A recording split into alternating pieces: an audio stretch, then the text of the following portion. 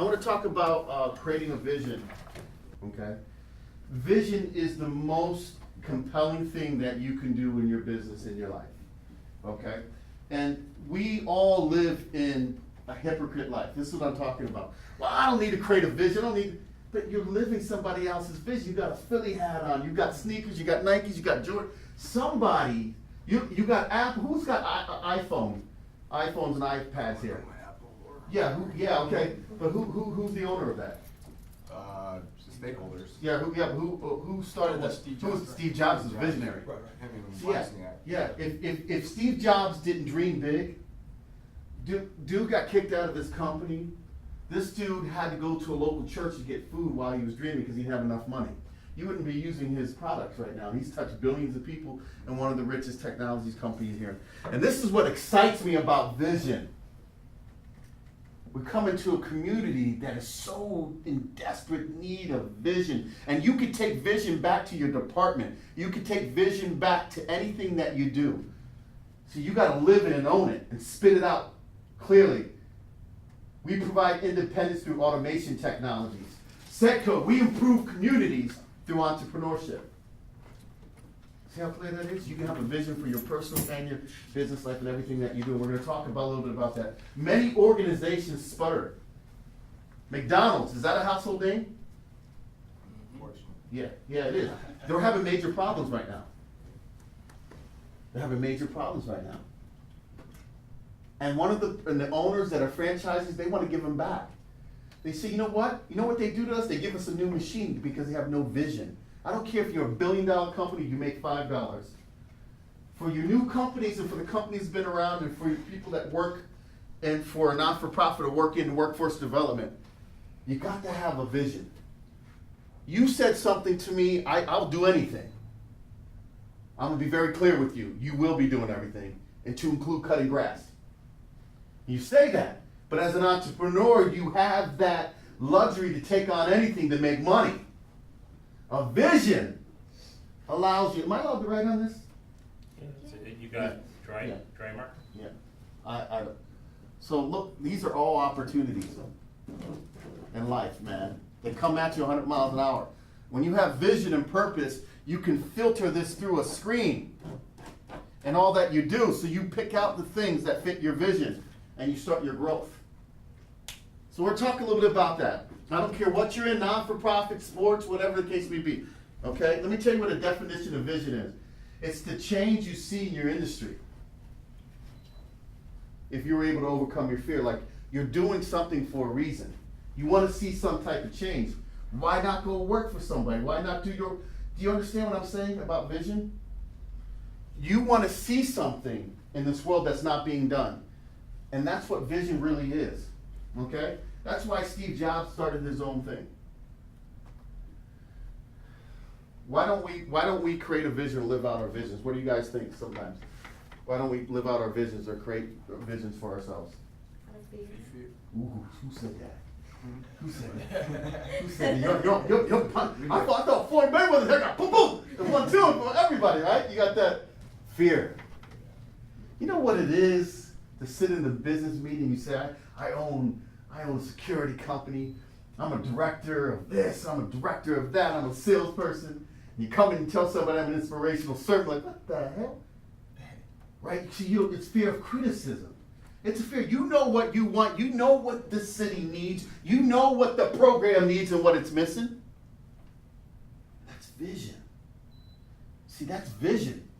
That's how CEDCO's going to take this community and grow. Improving communities through entrepreneurship. It's vision, seeing past that.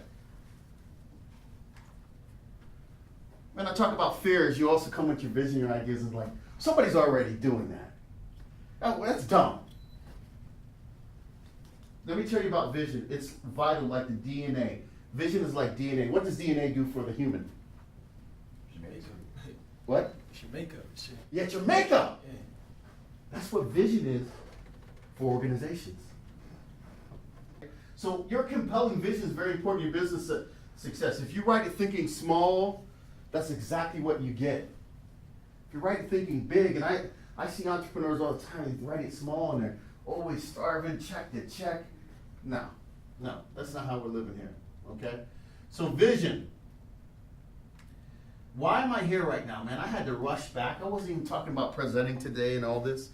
You know what I mean? I was like, come back here because I understand that if we have 1, 2, 3, 4, 5, 6 people that go out and start creating compelling visions and Racine, we're gonna turn up this city. Because the mind is powerful. You can't tell me we don't have Steve Jobs and Martin Luther Kings and Gandhi sitting here in our own special way. Okay. Your vision should include all your stakeholders. So we're actually going to do this exercise here. Okay? In your industry, I don't care if you work for somebody, you hire for contract or whatever the case may be, I want you to write all your stakeholders. Do you know what stakeholders are? They are the people that you touch because you're live in your business or the position that you're in. I need to know everybody's stakeholders. Okay? They're your volunteers, they're your community, they're your shareholders, they're your investors, your boards, etc. List your stakeholders. Take your time and list your stakeholders. This is important. Anybody want to share some stakeholders with me? Sure. Have a whole list. I'm not sure if everyone's clear about my program. I don't know if I should just give more background. Sure. Well, what it is it's just another avenue for career options for students, and we know that manufacturing has traditionally had a black eye and a bad image, but manufacturing has also been the key driver out of the Great Recession. You know, as I mentioned earlier, it has the multiplier effect. So it's very important. And with that being said, we have to get a lot of people on the same page. So with my stakeholders, key group is the parents, because the parents are going to be the biggest influencer as far as for students, as far as for kids, but, with their future endeavors. Students, obviously. Sure. Economic developers such as CEDCO, RCDC, other economic development corporations. Civic leaders, we want them to buy in because they write the grants and they give us the money for it to continue a program Sure. like this. School administrators, principals, teachers, the general community. I have to get the word out about my program with the general community, and they have a say so whether they're buying into this or not. Myself, this is my livelihood. Schools, middle and high schools, technical schools, universities, the manufacturers themselves, and workforce development boards. So that's quite a bit. You got quite a bit of an outreach of stakeholders. That's awesome. Good. Anybody else want to share something? Can you share a couple of your stakeholders? Yeah, my stakeholders are children, the youth, their parents, the art community, photographers, videographers, Sure. Friends, family. Sure. Good. How about you? Small businesses, Gateway Technical College, Parkside, family, friends, church groups, startups, Okay. local community, nonprofits, design community. Okay, great. Great. Now you're thinking who you're touching. Because you're live, this is what's going on. Good. You want to share a couple? Sure. Construction companies, Mm-hmm. the unions, the students that we have, Mm-hmm. the graduates that go on to get placed. Sure. Families. I said the different community organizations that we partner with or that Mhm. fund us, and also organizations that we help. Okay. Board members, the community, and jail. Okay, great. That's awesome. That's awesome. You want to share a couple?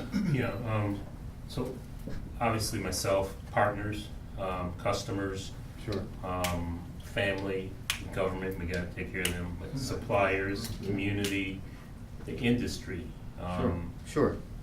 and my competitors.